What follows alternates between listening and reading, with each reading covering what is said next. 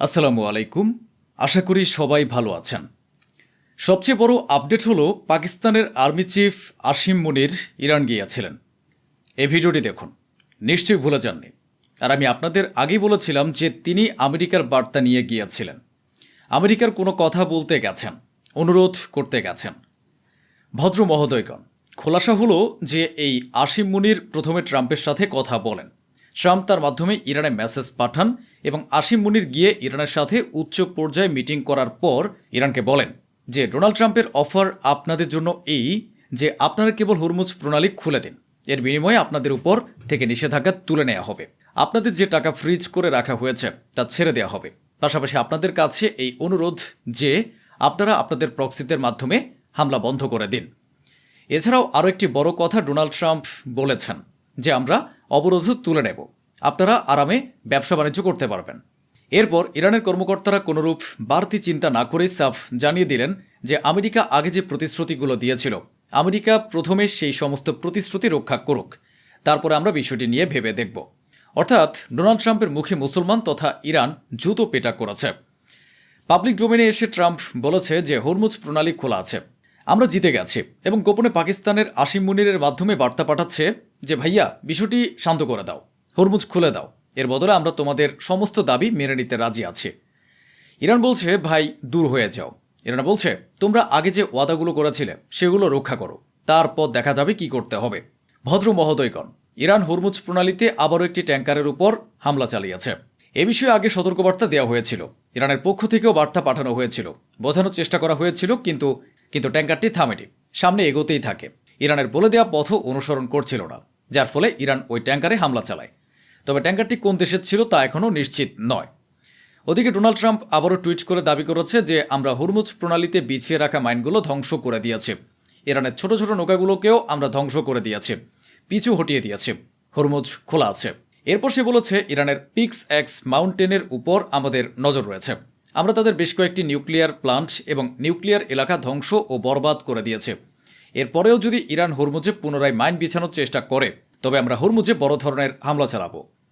এটাই ঘটে যখন ডোনাল্ড ট্রাম্প অপমানিত হয়, তখন সামনে এসে হুমকি দেয়। ইজ্জত আর কি বা বাকি রইল। অন্তত পাকিস্তান তো নিশ্চয়ই এটা দেখেছে যে তাদের আসিম মুনির যাচ্ছে, ইরানের কাছে অনুরোধ করছে যে ট্রাম্প আপনাদের সাথে কথা বলতে চান, চুক্তি করতে চান, আপনাদের বিরুদ্ধে এই যে অবরোধ রয়েছে তা তুলে নেবেন, আপনাদের টাকা রিলিজ করে দেবেন, নিষেধাজ্ঞা তুলে দেবেন। কিন্তু ইরান পরিষ্কার না করে দেয় দূর হ। তাই অন্তত পাকিস্তান তো বুঝতে পেরেছে যে ইরান কতটা ক্ষমতায় রয়েছে। এখন এরপরে এই ধরনের টুইট করে ডোনাল্ড ট্রাম্প লোকজনকে বিভ্রান্ত করতে চায়। ইরানের রাষ্ট্রপতি ডোনাল্ড ট্রাম্পকে অপমান করে উপযুক্ত জবাব দিয়ে বলেছেন আমেরিকা প্রথমে নিজেদের সুর ঠিক করুক, তারপরে কথাবার্তার বিষয়টি দেখা যাবে। আমেরিকা এত বেশি বিপাকে পড়ে গেছে যে ইরানের এই যে 5 জন আইআরজিসির শীর্ষ কর্মকর্তা আছেন, আমেরিকা তাদের মাথার উপর $5 মিলিয়ন পুরস্কার ঘোষণা করেছে, তাদের উপর $5 মিলিয়ন পুরস্কার ধার্য করেছে যে ভাই আপনারা আইআরজিসির এই কমান্ডারদের সন্ধান দিন, আমরা আপনাদের পুরস্কৃত করব। পুরো পৃথিবীর জন্য হুমকি হয়ে উঠেছে ইসরায়েলের প্রস্তুতি এই রকম যে আমরা মহাশূন্য থেকে আমাদের শত্রুর উপর হামলা চালাবো। বুঝতে পারছেন না? মহাকাশে ইসরায়েল নিজেদের উপস্থিতি বাড়ানোর ফন্দি আঁটছে এবং চেষ্টা করছে যেন আমরা আমাদের অস্ত্র ও লেজার ডিফেন্স সিস্টেম মহাশূন্যে আকাশের উপর মোতায়েন করতে পারি, যাতে যখন ইচ্ছা শত্রু ধ্বংস করে দিতে পারি।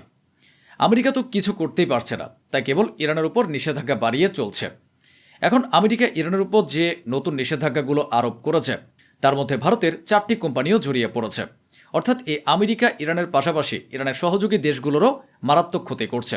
আসিম মুনিরের সাথে পাকিস্তানের স্বরাষ্ট্রমন্ত্রী নাকভিও ইরানে কথা বলতে গিয়েছিলেন, আর ইরান সাফ জানিয়ে দেয় যে ভাই আমেরিকা প্রথমে আমাদের সাথে করা পুরনো কথা ও পুরনো প্রতিশ্রুতি বা শর্তগুলো পূরণ করে দেখাক, তারপর আমরা সামনের কথা ভেবে দেখব। এই মুহূর্তে আমাদের কোনো চুক্তি করার নেই। এখন ইরান থেকে এই সমস্ত কথা শুনে পাকিস্তানের স্বরাষ্ট্রমন্ত্রী যখন ফিরে আসেন তখন ওই নাকভি সাহেব আমেরিকার চার্জ দ্য অ্যাফেয়ার্সের সাথে দেখা করেন এবং সেখানে ইরানে কি কথা হয়েছে, কিভাবে ইরান রাগ প্রকাশ করেছে, কিভাবে ইরান চুক্তি না করার কথা সাফ জানিয়ে দিয়েছে এবং ডোনাল্ড ট্রাম্পের অফার যে তারা ফিরিয়ে দিয়েছে, এই সমস্ত ব্যাপার আমেরিকার এনভয়কে গিয়ে জানান। আমার বন্ধুরা, আপনাদের কি মনে আছে যে যুদ্ধের সময় মধ্যপ্রাচ্যের বিভিন্ন দেশ ইউএই, বাহরাইন, কাতার, ওমান, কুয়েত সব জায়গা থেকে এমনকি সৌদি আরব থেকেও তার কূটনীতিকদের সরিয়ে নিয়েছিল? তাদের হাত পা কাঁপছিল পাছে না ইরান কোনো কাণ্ড ঘটিয়ে দেয়। এখন বন্ধুরা, ওই সমস্ত দেশগুলো থেকে আমেরিকা যেখান থেকে নিজেদের কূটনীতিকদের সরিয়ে নিয়েছিল, সেই সমস্ত আরব দেশ ও মধ্যপ্রাচ্যের দেশগুলোতে আমেরিকা আবার নিজেদের কূটনীতিকদের ফিরিয়ে পাঠাচ্ছে। আমেরিকার একটি রিপোর্ট সামনে এসেছে। এটি একটি সরকারি রিপোর্ট। এই রিপোর্টে যে সমস্ত তথ্য ফাঁস হয়েছে, তারপর ডোনাল্ড ট্রাম্প আরও বেশি গালমন্দ খাচ্ছে। ডোনাল্ড ট্রাম্পের উপর লোকজন ভীষণ ক্ষেপে আছে। রিপোর্টটি হলো, যখন ডোনাল্ড ট্রাম্প ইরানের উপর হামলা চালিয়ে হুজ্জাতুল ইসলাম খামেনিকে হত্যা করার নির্দেশ দিয়েছিলেন, তখন সিআইএর প্রধান চিফ বলেছিলেন যে ট্রাম্প সাহেব যদি এমনটা করেন তবে মনে রাখবেন ইরান পুরোপুরি অ্যাক্টিভ মোডে চলে যাবে, উন্মাদ হয়ে বড় বড় হামলা চালাবে, আমাদের মিত্রদের উপর হামলা করবে, এবং শুধু তাই নয়, পুরো এলাকার যুদ্ধ শুরু হয়ে যাবে, পরিস্থিতি খারাপ হয়ে যাবে। এবং আপনারা যে শাসন ব্যবস্থা ফেলে দেওয়ার প্রস্তুতি নিচ্ছেন, এই শাসন ব্যবস্থার পতনের পর যে পরবর্তী শাসন ব্যবস্থা আসবে তা আরও অনেক বেশি কঠোর হবে এবং তারা পরমাণু অস্ত্র অবশ্যই তৈরি করবে। সিআইএর প্রধান একথা বলেছিলেন। ডোনাল্ড ট্রাম্প তা পাত্তাই দেননি। এরপর আমেরিকার উপরাষ্ট্রপতি জেডি ভ্যান্সও ডোনাল্ড ট্রাম্পকে আটকান এবং বোঝান যে হামলা যেন না করা হয়, ইরানকে আরও একটি সুযোগ দেয়া হোক, আলোচনার মাধ্যমে বিষয়টি ঠিক করার চেষ্টা করা হোক, নতুবা পরিস্থিতি পুরোপুরি হাতের বাইরে চলে যাবে। ট্রাম্প তার কথাও শোনেননি। এরপর আমেরিকার যুদ্ধ বিষয়ক মন্ত্রী এবং সিনিয়র জেনারেল কমান্ডাররাও সতর্ক করেছিলেন যে আমরা যদি খামেনিকে হত্যা করি তবে আমাদের জন্য বড় ধরনের বিপদ ডেকে আনবে। আমাদের কাছে এত অস্ত্র নেই যে আমরা দীর্ঘ সময় ধরে ইরানের সাথে লড়াই করতে পারি, আর ইরান ঠিকই লড়বে। ইরান সারা এলাকায় মিসাইল বর্ষণ করবে, মারাত্মক সমস্যা তৈরি হবে। কিন্তু ট্রাম্প তার নিজের মিলিটারির কথাও শোনেননি, কমান্ডারদের কথাও শোনেননি। ট্রাম্প যার কথা শুনেছিলেন তিনি হলেন নেতানিয়াহু। কারণ নেতানিয়াহু ট্রাম্পকে বলেছিলেন যে ইরান এই মুহূর্তে সবচেয়ে দুর্বল অবস্থায় আছে, ইরান ঘুরে দাঁড়াতে পারবে না, ইরান হরমুজ বন্ধ করতে পারবে না, ইরান কোনো পাল্টা আক্রমণ করতে পারবে না, আর আমাদের মোসাদ তো কাজ করার জন্যই রয়েছে। তাই ট্রাম্প নিজের টিমকে পাশ কাটিয়ে গেলেন। কারো কোনো কথা না শুনে নেতানিয়াহুর কথায় কান দিয়ে ইরানের উপর হামলা চালিয়ে বসেন। আজ সে গোলাপি শুয়োর দারুণভাবে ফেঁসে গেছে। পরিস্থিতি এমন দাঁড়িয়েছে যে ওই গোলাপি শুয়োর এখন আর কিছুই করতে পারছে না, কেবল মুখে বকে চলেছে। কি বকছে বলুন তো? এই দেখুন, সে একটি টুইট করেছে। সে লিখেছে যে ইরানের মানুষ এক চরম মানবিক সংকটের মধ্য দিয়ে যাচ্ছে। ইরানের যেসব মানুষ বিক্ষোভ করছে না, ইরান তাদেরও মেরে ফেলছে। ইরান পুরোপুরি কোণঠাসা হয়ে পড়েছে। ইরান তার বাহিনীকে অস্ত্র দিতে পারছে না। ইরানে মানবতার বিরুদ্ধে অপরাধ চলছে। এখন তার মানবতার কথা মনে পড়ছে, তার যুদ্ধ অপরাধের কথা মনে পড়ছে। সে নিজে এবং তার ভাই ইসরায়েলের সাথে মিলে গাজায় যে নরসংহার চালিয়েছে তা কি মানবতার উপর গণহত্যা ছিল না? সেটা কি কোনো অপরাধ ছিল না? আমেরিকা কত নিষ্পাপ মানুষের, লক্ষ লক্ষ ইনোসেন্ট মানুষের প্রাণ নিয়েছে, সে বিষয়ে তো শব্দটিও করা হয় না। মোট কথা হলো, ডোনাল্ড ট্রাম্প তো কিছু না কিছু বলতেই হবে, নিজের মান বাঁচাতে হবে। যদি ইরানের অস্ত্র ফুরিয়ে গিয়ে থাকে, সে যদি নিজের সেনাকে অস্ত্র নাই দিতে পারে, তবে তোমরা মায়ের দুধ খেয়ে থাকলে সাহস থাকে তো আরও একবার হামলা করিয়ে দেখাও, ইরানের উপর হামলা করে নাও। বাকি কাজ ইরান নিজেই তোমাকে বুঝিয়ে দেবে।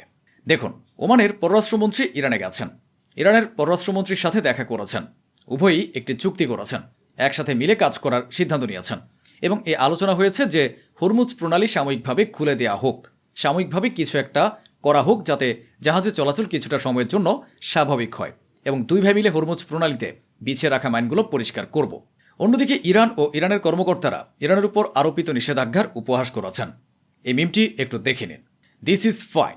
চারিদিকে আগুন জ্বলছে, আর একটি কার্টুন বসে আছে এবং বলছে যে সব ঠিক আছে।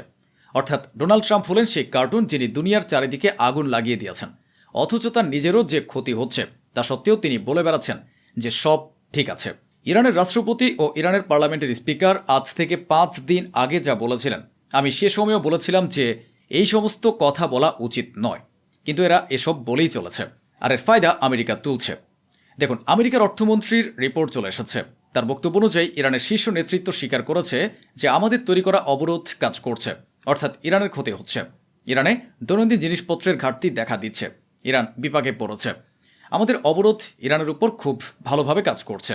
আর আমি আমার ভিউয়ার্সদের জানাতে চাই যে এই কথাটি ইরানের রাষ্ট্রপতি নিজেই স্বীকার করেছিলেন। ইরানের পার্লামেন্টের স্পিকার গালিবাফও এ কথা বলেছিলেন। তারা বেশ বড় বড় কিছু বিবৃতি দিয়েছিলেন, যার পুরো ফায়দা আজ আমেরিকা তুলে নিয়েছে। আমার বন্ধুরা, ইসরায়েলের টিভি চ্যানেলে কি আলোচনা হচ্ছে তা আমি আপনাদের বলে দিচ্ছি।